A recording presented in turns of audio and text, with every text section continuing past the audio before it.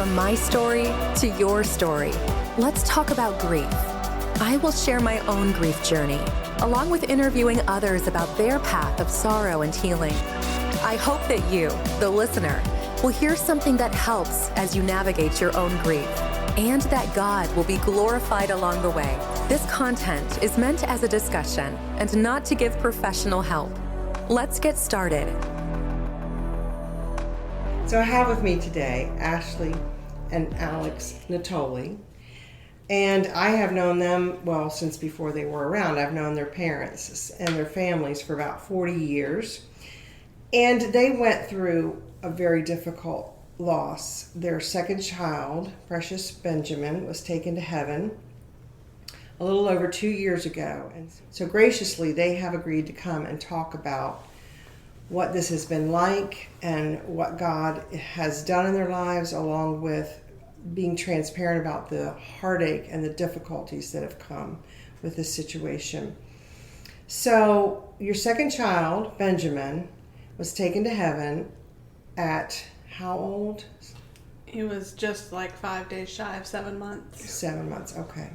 So tell us, first of all, however you all want to divide this up, but tell us about Benjamin, like what his personality was, what he was like. Ornery. He was starting to be ornery and really noticing his big brother Connor. Okay. And noticing what made Connor get all uppity too. To where we have a video of him going over and touching what Connor was using as a microphone, and saw Connor, and Connor immediately saw him, like took it away and ran out there, and he just kind of looked over like, what happened? So he definitely has a little ornery spirit, but a smile that could light up a room. Oh. Blue eyes and the biggest cheeks and a big old smile, and he would just grab your face and just pull you in for the biggest open, drooliest kiss he could ever give you. That's precious. So Yeah. I love it. What Yeah, else, dear? I think that's probably about it. I was thinking his smile, bright smile, bright eyes, and you know how excited he would get when he saw either of us or Connor, you know. And he was definitely starting to already be that little brother that wanted what Connor had. Gonna be pesky, So we could see that developing, and Connor, I mean, just really loved him being down and playing and stuff. So we could already see that bond developing. I remember seeing his sweet face in pictures and videos on Facebook and thinking he was adorable. Yes. So tell us what you all would like to tell us about the day that he passed away. Okay. I think I'll start and then I'll let you take over when I left. Okay. So it was kind of a rare Saturday for us because Alexander had been working most every weekend for months. And so Saturday mornings, like family together time hadn't been happening very often. But he was off. It was Mother's Day weekend. And so that morning I remember that we were able to all spend some time together. All four of us were kind of on the couch, you know, playing and snuggling and different things like that. I had plans to go, because we traditionally, the Saturday before Mother's Day, I'll go with my mom and sister and niece, and we'll go get pedicures and go to lunch. So I had planned to do that later in the day. And so about the time I started to get up and get ready to go do that, Benjamin started getting real fussy. And wasn't really time to feed him again. And he was just fussy. And I, because I was just busily getting ready, didn't really do a whole lot to try to like comfort or console him, because I knew that was just going to make him worse. It was just going to slow me down. And so I got ready. He had started to calm down about the time I was getting ready to leave. And he was on the floor playing. He had a little play mat that he played on, his toys all around him. And I remember when I was getting ready to leave, he was kind of happy again, you know. And so I wasn't too concerned. But I didn't pick him up. And I didn't really, I said bye to him, said, "Mommy loves you," because I always would do that to both boys. But I I mean, that's kind of a regret I have that maybe we can talk about later, is that I didn't really pick him up because I knew that would just upset him. Sure. He would just get upset again because I would pick him up only to put him right back down. So when I left, he was happy and content. I remember he looked up at me and, I said goodbye to him and I told him I loved him. And then I left. And while we were getting our pedicures, I talked to him on the phone and he had told me he had, he was fine. He'd gotten fussy again. He decided to lay him down for a nap, but he had calmed down. He'd been in to check on him and he was fine. And then I didn't hear from him again until we went to lunch, which was probably only about 30 to 45 minutes later. He called me to tell me that the crew had come to get Benjamin because he was unresponsive. And I was just like, what do you mean? Like, what happened? And he was like, he didn't really know what had happened. And so we had just gotten seated. So my mom was in the restroom. She comes out to me on the phone with him. And so we immediately just left. We were all the way in Chester, which was about 15 to 20 minutes away from the hospital they were taking him to. So I just remember saying, I'm not going to make it in time. And it was just, my sister was driving and we were like, you need to be safe. But she was trying to get there as fast as she could. And I'm going to let him take over and then Okay. I'll pick back up when I got to the hospital. Okay. Well, that morning was definitely different because, like she said, I've been working a lot. Usually every Saturday I work, but I decided to take that Saturday off because it was the day before Mother's Day and she wanted to get her pedicure and stuff done, so I decided not to work that Saturday. So I remember getting up with him and getting him out of his crib, which he hadn't been in for very long. We had just moved him from the side of our bed to a crib, and so I remember getting him up and remember feeding him his bottle, and it was just such a quiet time and rocking him back and forth, and it was just such a peaceful time that morning. Oh. And it was just like a good morning. And then he was a mama's boy already, to where he loved mama. He would always have mama's attention, always hold her, and loved snuggling with her quite a bit. So he didn't like it when she left. So he was being real fussy and stuff like that. So I tried to get him to play for a little bit while I tried to get him ready and the plan was to go take them to go get mama a gift. Okay.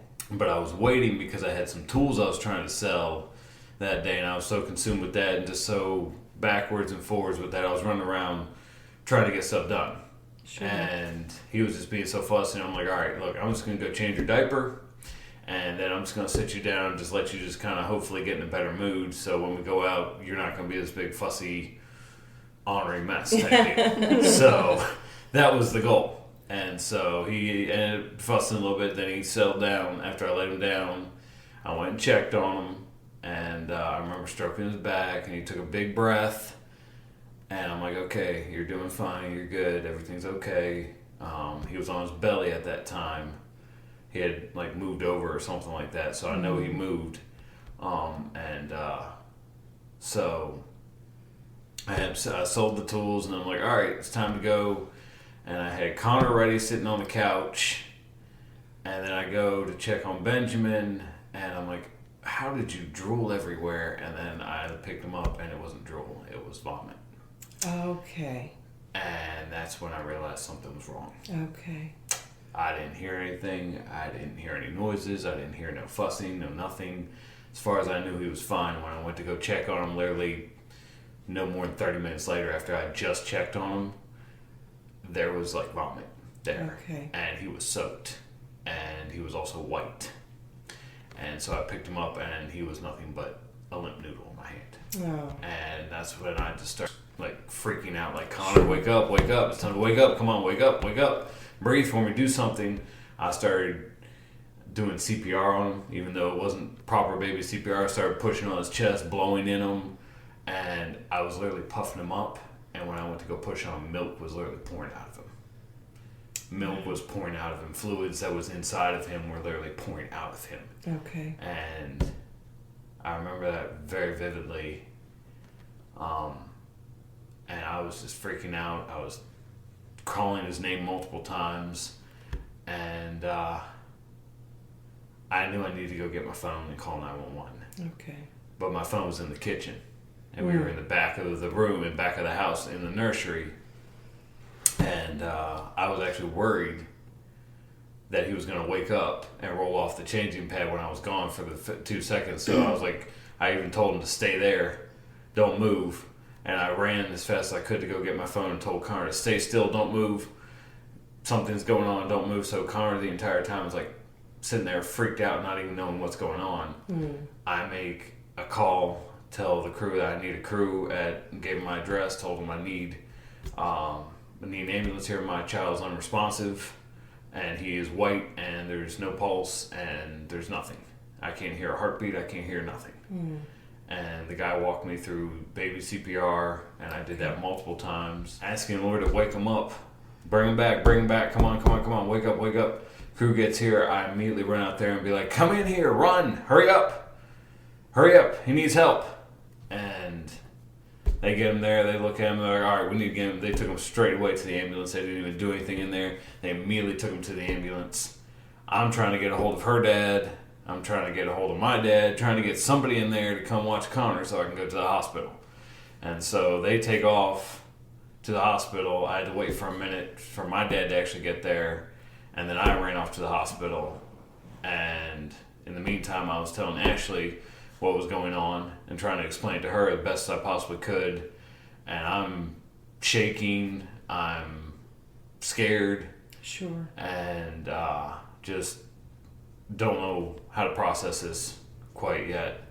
And I get to the hospital trying to get somebody to help me, and they're like, hang on, wait a second. I'm like, I'm about ready to jump through this window. My son is back there. He just came in an ambulance. You're going to let me back there? Yes. I remember they tried to get us to sit down while they were working on him in the room, and we're like, we're not going to sit down. I just remember whole team of people around him, and I remember hearing you come in, and they were just working on him, doctors working there. One doctor's walking back and forth, just pacing back and forth to trying to figuring out what they're doing. The monitor would beep as long as they were pumping and pushing air in there, and the moment they stopped, the monitor kept going off. Okay. So then they would resume compressions.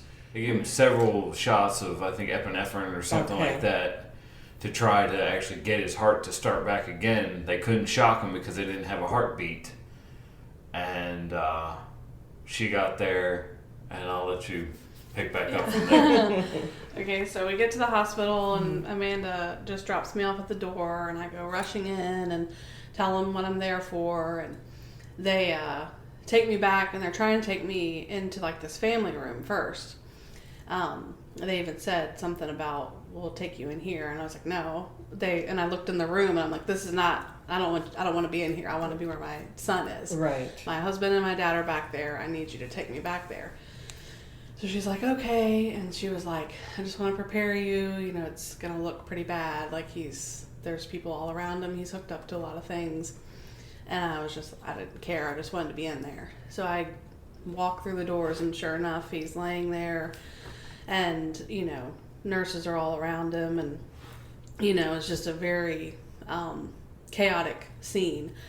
And I remember asking him, like, what happened? And he, of course, doesn't really know and tells me basically what we already know. And they tried to give me a chair, too, and I didn't want to sit. And so I started talking to Benjamin. I was like, Mommy's here. You can wake up now. And I remember praying out loud, Lord, please wake him up, save him. And they didn't work on him much longer after I got in there, and they called it. They didn't want to. I remember none of them did. The doctor said, is everybody comfortable with calling it? And he said, I mean, I know you're not comfortable with calling it, because all the nurses were like, no. Wow. But they had to. They'd already been working on him for probably half an hour at that point, because it took me 20 minutes to get there. Yes. They had been working on him for a while. Like I said, they gave him several shots to where they could not give him any more. The doctor asked, does anybody have anything else that we could even possibly try? Does anybody in this room have any idea of anything we could possibly do, and everybody just started shaking their heads. No, nobody had any ideas, and the doctor was like, and that's when he asked, "Is anybody comfortable?" He's like, "I know we're not." And he's like, "But if there's nothing else we can do, then we have to call it," and they called it. Yeah, I remember asking the doctor what happened to him, and he of course couldn't say for sure. He said it seems like he must have aspirated. And so then I went over immediately to Benjamin, but he was still hooked up to some things. So I asked if I could hold him, and they said, no, we have to get him unhooked from all this first. Okay. But I laid over top of him, laid down over top of him. My dad had gone out at this point because my mom and sister were coming in. Okay. I remember I was laying over top of Benjamin, just crying and telling him I loved him and all these things, and I heard my mom scream because actually that was later. No, that was later. My dad came back in. Your dad came back in, Yeah. and you told your dad that they called Yes. it, they're not going to do anything else. And your dad just went over there and was over there with Yeah. you to where both of you were actually over top of them before they told us that we need to move away. Yeah. Okay. And then your dad went out and told That's when I your heard mom. And then that's when we heard your mom, and she comes in there and she's screaming at the top of her lungs, "No!" And just screaming. She's walking in there, and Amanda comes in, is like hugging. They're all in tears. And Yeah, they were trying to get to me, but there were so many people still in the room. yeah, And then the police officer came in, and as soon as that happened, he cleared the room. yeah, He wouldn't let anybody else in there but the two of us. yeah. And so it all kind of got kind of strange, I guess, because of infant death. They do things differently, Yeah. I guess. And people who who have never been around this don't understand what the procedure is. Right. And it's awful. It was I mean, they awful have to do it, but it's because Yeah, they do. So we, my mom, I don't even think I got to hug my mom. We grabbed arms or something before they came in and basically just ushered them your out. mom had only sat down for about a minute. Immediately, an officer was questioning us both about what had happened. Of course, Okay. I was not at the house. Okay. So, he was talking to him more than anything. Yeah. And then, the officer left, and they gave us, at this point, we're sitting by his bed. Yeah. They still would not let me hold him. I asked multiple times. They never would let me hold him. A nurse stayed in there with us the entire time. I asked her. I mean, she was very sweet, and she didn't ever try to interrupt because we were talking and we were crying and we were having our, whatever response we had at that point, sitting right there by his bed. And I asked her, I said, I'm not trying to be rude, but do you have to be in here the whole time? Because I just kind of felt like we didn't ever get any time alone with Benjamin. There was somebody always in there. They did say that they would let my dad come back in, but only because he was our pastor. A minister, exactly. But then they never did let him come back. He never came in. He never did come back. They ended up, went to the restroom, and then I wanted to see my mom. They wouldn't let her back there. So I asked if I could go see my mom. So I went to the little family room they had, where a lot of our family was at that point. Yeah. And I remember just basically falling onto my mom and just crying. And, I remember telling her that they wouldn't let me hold him because that was just something that's still traumatic for me. The fact that they would not let me hold him. Right. I didn't get that chance. And so... And that was because it was an infant death, right? Yeah. That, I guess they were just thinking They have to wanted investigate. because of the autopsy, they didn't want other fingerprints on him and stuff like that. Okay. Because there's always an autopsy with an infant death. Okay. And they didn't want any. I'm like, I've already touched him because I went over there and Right. laid on top of him. Right. I don't know if they didn't notice or if they didn't, what happened there, because they did tell me I couldn't touch him, but I laid over top of him, kissed him, told him I loved him, all kinds of stuff. And then my dad came and laid over top of me. I was hugging her. But, it was just a very, very traumatic because of all the protocols that go along with it. Yes.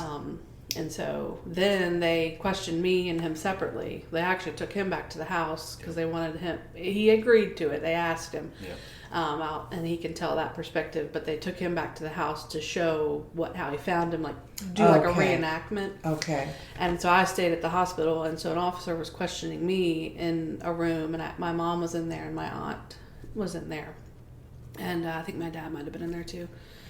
And they were just asking me like what had my perspective of what had happened that morning, and was anything different, whatever. And I remember they were supposed to let me go back and see Benjamin one more time. I asked before I left the room because I didn't want to leave him. I said I don't want to leave him just yet, but they wanted me to be questioned. I said, well, I can come back and see him, right? And I didn't end up getting to. A medical examiner got there and locked down the room, they told me. Oh, okay. So I never really got to go, like, see him again and really, say a goodbye, Feel I guess. like you said your goodbyes to him. From the hospital, it was just so hard. And then after that, after I can't go back in there to see him, he had gotten back, sometime in that, a few minutes after that, and told him they weren't letting us go back there, and so it was just like, okay, what now? It felt wrong to leave. Sure. It felt wrong to leave him there, but there was no reason to stay. So I remember it being really, really hard to leave. Everybody just kind of like got up and walked out, like was what we have to do. An officer came back, the same officer that took me to the house. He told me I wasn't under arrest, but I had to ride in the car, which was very uncomfortable, in the back of the police car. Which was very uncomfortable, but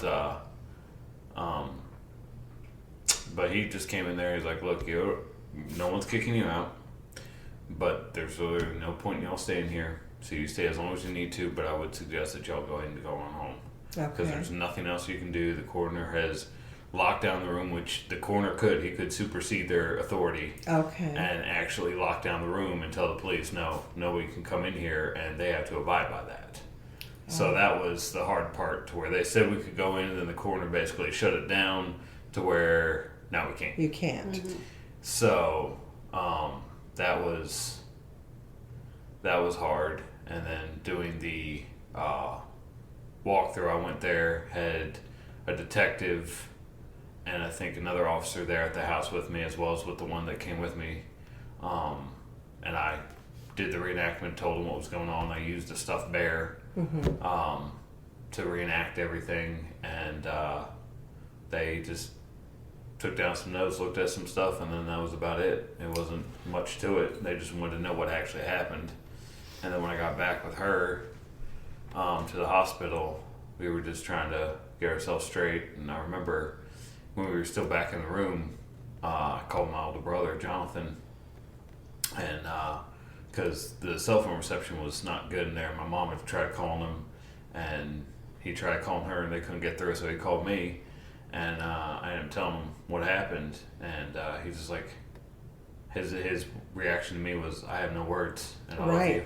Right. And that was it. That was basically the conversation. It was like we didn't have any words. So when we decided to finally leave shortly after, we all just kind of, we had like her aunt and her husband and like several other family members with us, to where we all were just kind of like, what are we going to do? Because by that time it was already evening time. We went back to her parents' house, and I just remember just getting there, and when we got into the parking lot, we just kind of took a minute, and then next thing you know, the Kachera, John Sue Kachera, pulled up right next to us, and they immediately got out of their vehicle, and as soon as they saw us, they grabbed us. Oh. And just squeezed us in the biggest sandwich hug. Yeah, we call it a sandwich hug. It felt really good, because it's exactly what we needed. No words were said. We didn't talk. We didn't. They didn't really say anything to us. They just squeezed us and just held it there for I don't know how many minutes. Yeah, it felt like several minutes. They had lost a son unexpectedly. That's right. The December prior to that. Yep. So one of the things we appreciated about it was, well, they just happened to be riding by the way, because I mean they live nearby my parents. Yeah. They were on their way to dinner, and just happened to be riding by, saw us in the parking lot. We were actually standing there hugging and kind of holding each other because we hadn't really done that, you know, and No. I was crying and No, I kind was of too had... busy trying to hold you up. Yeah, I was kind of like my first like losing it moment, I guess, because at the hospital I cried, but I felt like, you know, because it was just the two of us, we hadn't really been alone, even though we were out in the parking lot. Yeah. There were, you know, we weren't alone in the hospital, and so we were kind of having our little moment, and they just happened to be riding by, stopped, Wow. got out, and I don't even know if we even realized they were there, and they literally sandwiched us in a just giant tight hug and held us for several minutes. Yeah. So we appreciated that, but also one of the things we appreciated was that they didn't say, you know, we know how you feel because we lost a son too. In fact, I think they said something opposite, like, you know, we they didn't want to compare, you know, because that's something that I feel like people do when they lose someone. They want to compare it to somebody Sure. else's loss, and there is no comparison. Right. We had a pastor tell us that you're in the same boat, but the storm is different. Is that what it was? Yeah, something like that. Something like that. Something about a boat in a storm. Well, and you make a good point, because everybody's grief is different, because you are grieving that person like no one else can grieve that Right. person, Yeah. whatever your relationship was. So you're right. We can all look at each other and say we had some of the same things or went through some of the same feelings, but nobody's exact Yeah. grief is the same. Yes. Right. So I appreciated that, and also John said something about don't go down the what if road. Right. You know, he advised us of that right away. He said it's just not necessary. You're not going to go, and that's not going to lead to anywhere helpful. So I remember that. I remember Sue just hugged me separately after our sandwich hug was over and like grabbed my face, and she was just so sweet. You know, there is a sort of a connection when moms lose a child. I would think so. You know, to understand, you know, even though it's a different loss, way different, you know, because of their circumstances and ours. But I just felt like it was like a moment where two moms were just like, I see the hurt. I know what your heart is feeling. So that was special and sweet. Some different people stopped by the house to see us, and my parents' house, and Connor wasn't there right away. And he ended up going with my brother-in-law because his dad came to watch Connor, but my brother-in-law showed up just minutes after him to take Connor so that his dad could go to the hospital. Okay. So he was with my brother-in-law and some cousins for all this. Okay. And they came to the house. We didn't say anything to Connor at that point. No. It wasn't until we got home. So you've told us about the day that he passed away. What were the days after that like? So I feel like we have some negatives and some positives that we would like to, you know, kind of share. I mean, obviously, thinking of the negatives, we were in shock, you know, very numb feeling. The next day was Sunday. I remember Saturday night, it was going to be Mother's Day, of course. I did not connect that this happened on Mother's Day weekend. Yeah. So it was going to be Mother's Day, and my dad, of course, he's the pastor of church there, asked me specifically if I was okay with him having the service. He was just going to have the morning service, no Sunday school, no evening. And I said, yeah, we want to be with our church family, you know, and which wasn't even really a question for us. Like, we wanted to have church and we wanted to go. Yeah. And so he had service, and I remember, you know, it was definitely hard just getting up that next morning and just the reality of Benjamin not being there, or even coming home that night that he died into the house. I remember one of the first things I saw was this jumperoo thing he had that was right by the door. Okay. And I remember telling him, you need to put this away. Sure. That was the only thing we put away immediately. Okay. And then he shut the nursery door before I could even get down the hall. And it stayed that way for weeks. Oh. You know, but some things we kept out there, you know, like I mentioned, his play mat. that he had been playing on, and there were even books, there were toys that we hadn't put away that we actually kept out there for several days. Different things of his that we didn't move. It just felt wrong to move it, but it was hard because just the reality of him not being there, of course, was just really hard for us. Absolutely. We had to, of course, that Monday go to the funeral home, make arrangements. My dad went with us, and obviously that was tough. Something we never thought we would have to do. We were asking ourselves, is this what we're really doing the entire time? We kept saying, are we really doing this? Are we really doing this? Are we really planning the funeral for our almost 7-month-old son? Did we just really do that? Did we? Yes. We just kept being in shock to where we just could not believe that this is where we were at, and that this is what we were having to deal with at this moment in time. Instead of wondering, am I going to have enough? Am I going to get up and go to work and get this done? And is everything going to go okay? Is everything going to get out the door just fine? No, we were concerned about how is Connor handling everything. Because that night he even asked us about where is Benjamin. Okay. And we tried to tell him, but he didn't quite understand it. He thought we could go get him. Oh, wow. He thought that we could go to heaven and go get him. Sure. Or that they would bring him to us. And we were trying to get him to understand that that's not how it works. So we were dealing with that, and then also with the funeral home. And then we went to the cemetery, and then we were dealing with the coroner, which turned out to be very stressful. Okay. And because they just wanted to do a lot of poking and prodding. Okay. And because of him having a broken arm when he was 5 weeks old, that we had not been explained, that no one knew what happened, how it happened, and they really looked at us hard. Sure. And it was unfounded. They couldn't find any evidence to where no one doesn't even know how it even happened to this day. And so they were taking extra long with the coroner to where we almost missed the funeral. Oh my. We almost missed the funeral to where they didn't get his body back until like the Friday evening, and the funeral was Saturday morning. Yep. Okay.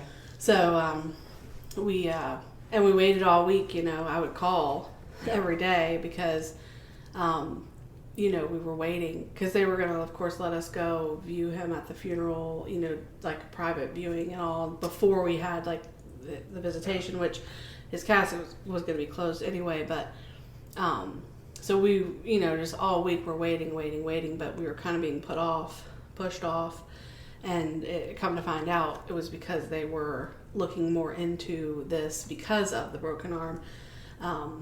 They actually took the bone out of his arm to like examine it further. Yeah. And that really upset me. And I know that they have to do certain things in autopsies, but it's just hard to hear that they're doing that to him. Yes. And told us that it hadn't healed properly, and even though we had been told it was, he'd had multiple x-rays. And so I felt like that was just insult to injury in a lot of ways, because with being under investigation and stuff like that, it just made it harder. You're already grieving and you're already dealing with the natural things of like arrangements and all that kind of stuff, but that just added to it, and it just made it, I feel like, more, just even harder. So you're going through unspeakable loss, and then on top of it you have investigation because it was a child and because of something earlier, and then you have all of these things happening. I cannot even comprehend. You had to wake up, like you were talking about, Alex, every day and just think, when you first woke up every day, did you just have to relive it and think, oh, is this yes. is really happening? Yeah, it did. It was kind of like that, That Sunday we just woke up and we're like, Benjamin's gone. because my first reaction was to go in there and wake him up and give him his bottle, like we've done 100 times. But he wasn't there. And it's like, Benjamin's really gone. This really happened. It wasn't a nightmare. It wasn't something made up. It's not anything. It really happened. Yeah, I feel like every time we left the house and then got back to the house, it was like new again. Because, you know, you're used to leaving with the four of us, you know, you're leaving with both boys. And, you know, buckling, I remember us saying things about, like, you know, putting them in the car, you know, because you're only putting one kid in the car. And it was just all those things were just, like, it just kind of smacked us in the face every time. Because we had both of our vehicles set up for both kids. And we would lock his car seat in, and then we would have Connor into his seat, and we'd have them both taken care of. But then we'd look over and we'd always see that to where there is no car seat over there for Benjamin. Yeah, and it just felt wrong, you know. Yeah. Felt like we were missing something every single time that we would leave, because we'd have Benjamin, we'd have the bag, we'd have Connor, we'd have whatever else we need. Right. And changed everything. And on top of that, we found out also that when the police let us leave from the hospital, they told us no one getting arrested, no one's getting charged or anything like that. When they told us that we could leave from the hospital, we asked them, is anybody else coming to see us? Does anybody need to come? Like Are we CPS, good to go? Does CPS need to come? Questioning us. And they're like, no, they're going to get with you Sunday. And so we're like, okay. Well, then we get with them and we find out that's false information. Okay. So they were like, no, you were supposed to wait for us there. We were going to have somebody come. And we're just sitting here like... So we're trying to figure out all this confusion, because now we're getting stuff thrown at us saying that we did something wrong. Okay. And it's like, we answered all the questions and we clarified to make sure that we did everything right, that we were good to go, so to speak.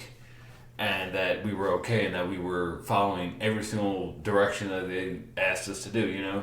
Okay. And then come to find out, nope, that's wrong. And so they came there and talked to us and just tried to, and so we were dealing with that confusion as well. So there was a lot of confusion, especially the first week, and everything that was just so hard to just truly comprehend everything, to get everything together, to be able to make sense of everything. And on top of that, we were trying to grieve and also plan the funeral for our son.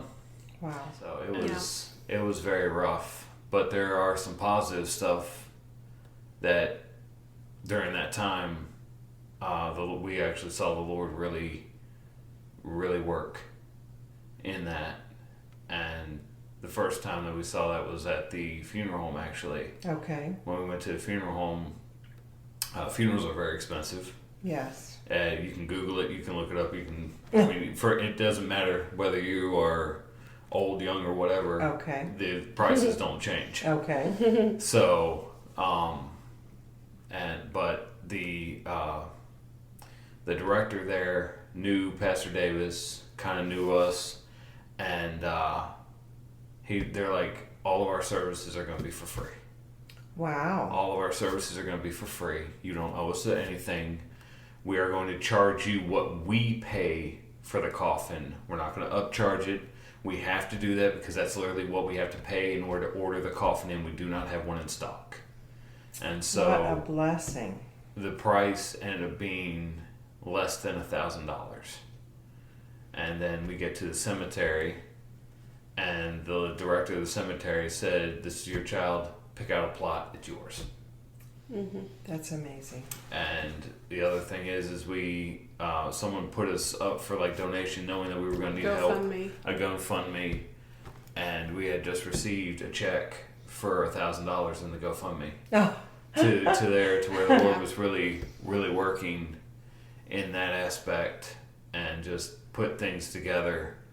And just that Sunday when I got up to when we went to church there, we just decided to have just a prayer service. We didn't really know. Pastor Davis was not in the mood to preach. And I remember we all prayed, and I stood up and I prayed, and I do not remember what I prayed. So That's the grace of God that you were able to pray at all. I don't remember what I was able to even stand up and pray. Mm-hmm. But we just saw the Lord really work, and just His comforting hand through that week. And even in the midst of everything going on with CPS. Even in the midst of it, and it's through God's grace that we were able to make it through there, and His alone. Because me and Ashley wanted to curl up into a ball and disappear. Because people don't have money set aside for their child's funeral normally. Right. I mean, it's not the same as being prepared with life insurance or something. That is, that's... No one is prepared to bury their 7-month-old child. Absolutely. Nope.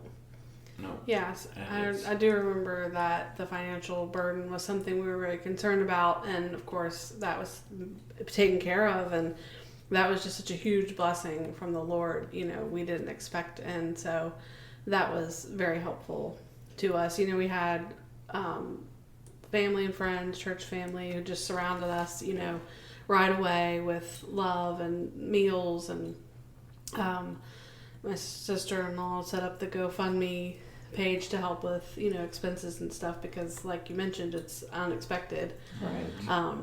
Completely unexpected loss. So the financial burden, of course, they didn't want us to have to worry about that. So we just had a lot of help, people who came to watch Connor so we could go, take care of different things. I know my sister came and his brother and sister-in-law came just so we could go, out and run, do this or that to take care of different things, pick out the flowers or make the arrangements, different things like that. So, and they, would help out while they were there, do things that we didn't ask them to do, like laundry or dishes. And so we just had some very sweet moments like that because of the people around us. I feel like that really helped us in the days after, just to mention something positive, because, obviously it was a very rough time. But those things were little reminders that God was there, and it really helped us be able to kind of carry on, because I don't know that we would have been able to, well, I know that we wouldn't have been able to do it without the Lord. But even the Lord's, sending these people to us to help us and working things out financially and, working everything out so that we could have the funeral when we wanted it and all that. Everything worked out, even though it didn't seem like it was going to at the time. And so that was very helpful for us in the days following, for sure. And they were able to go ahead and have the funeral scheduled. Yes, we had the funeral scheduled.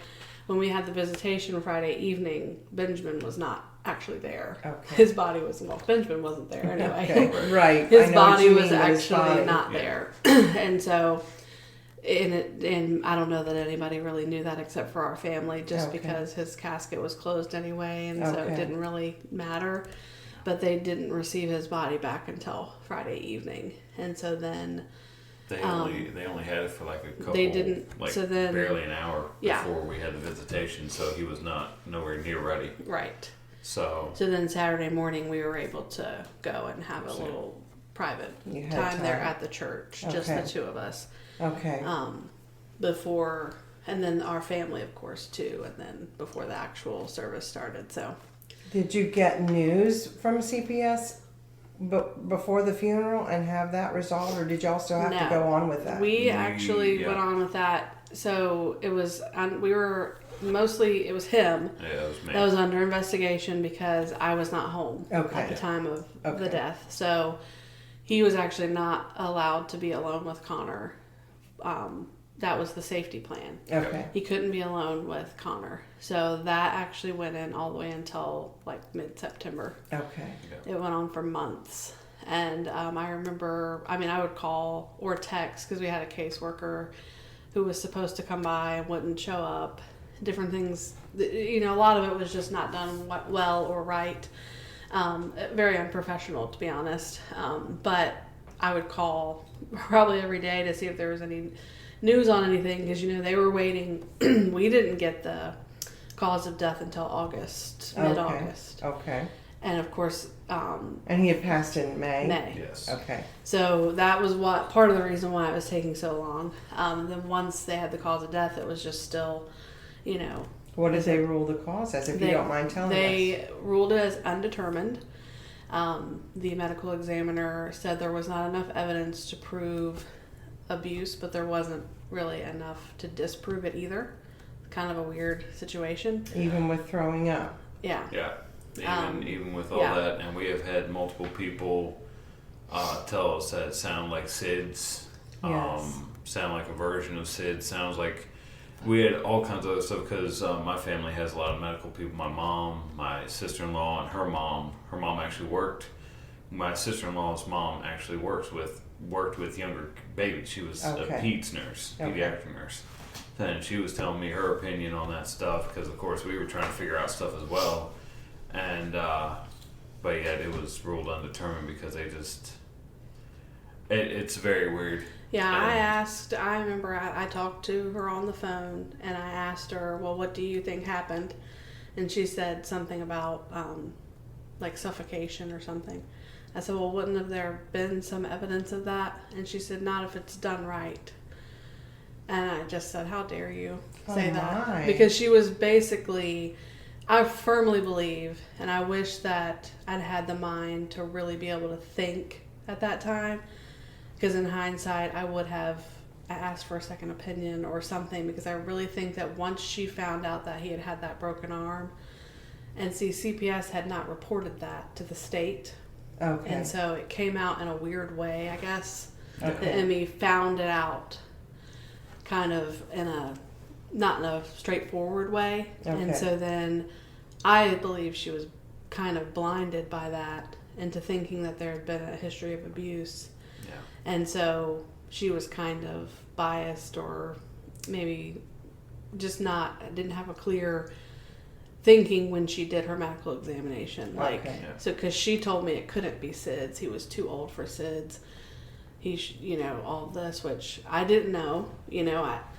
She knows Right. more than I know. I didn't know Sure. what the ages are for that. I didn't think that he was too old for it, but she's the medical professional, so I couldn't really argue with her. I felt like I wish I'd had more knowledge at the time to be able to ask more questions, because I have since found out that Benjamin had a vitamin D deficiency. Okay. And so that could have very well been why his arm broke. Yeah. Oh, He could have had a problem absolutely. with his bones, and when he was cleared at the Children's Hospital, he was cleared. They did a bone survey. All of his other bones were fine. It was healing properly, so they didn't see any signs of any kind of problem. But they also told us it was healed. But then we found out when he passed away that it wasn't fully healed Okay. when they did the autopsy. So now I'm wondering if they weren't, negligent in some way. And even in that situation that we dealt with when he was 5 weeks old, we weren't treated very well, in that situation, because when they learned that he had a broken arm, they, just kind of, things got kind of weird, and they kept him there at the hospital, and I stayed with him. They wouldn't let me take him. I couldn't leave with him. Okay. And so he had to stay until he could have a full bone survey, and they could determine that there were no other breaks and things like that. So all of that kind of came back up again, which was difficult to deal with, but Yeah. at the time that was hard, because we had to live with my parents for 2 weeks, because we could neither one be alone with the boys, because we were both home when we discovered his arm. Well, he was crying in pain when we were trying to change him, and so we took him to the emergency room, and they discovered that he had a broken arm, and we were like, what? Yeah. So, but that was very stressful at the time. It was nothing compared to losing him. Yeah. But kind of brought all that back, and then it just made it so hard, because he couldn't be alone with Connor, and Okay. for all those months, and so it made things difficult.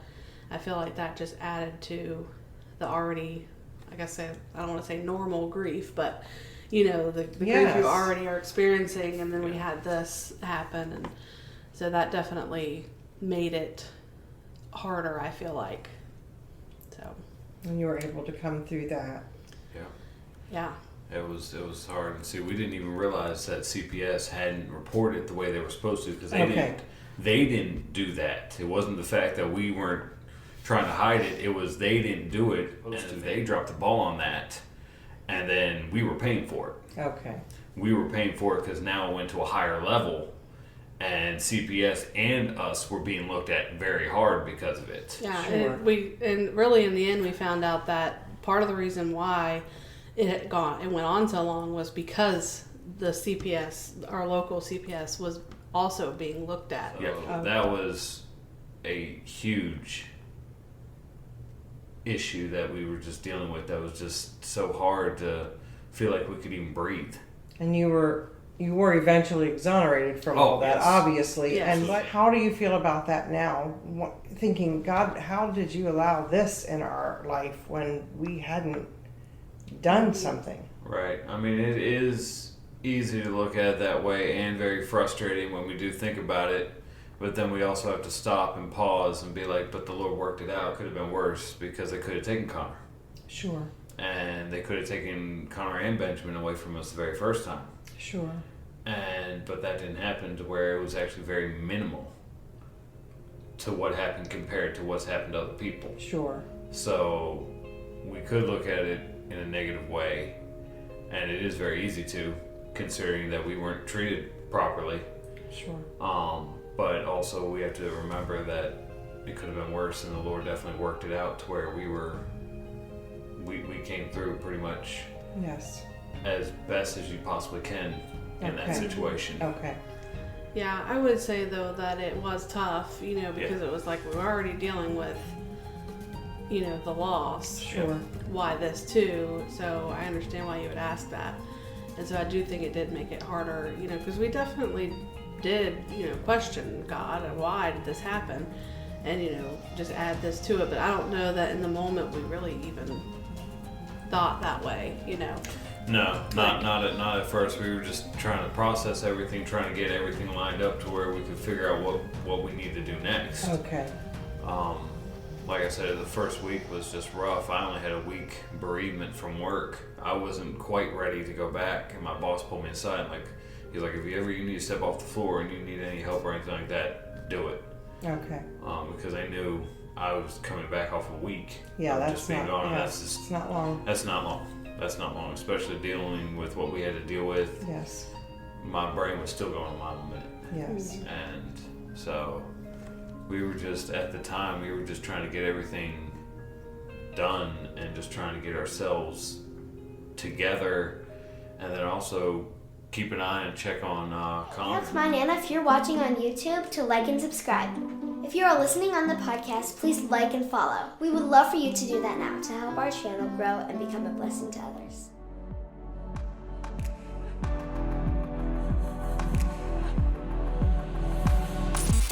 We appreciate you joining us today at Speak Your Grief with Sonia. Connect with us on Facebook, Instagram, or YouTube as new episodes are added weekly. Thank you again for joining us as we unpack our grief. We hope you have been reminded that you are not alone in this journey.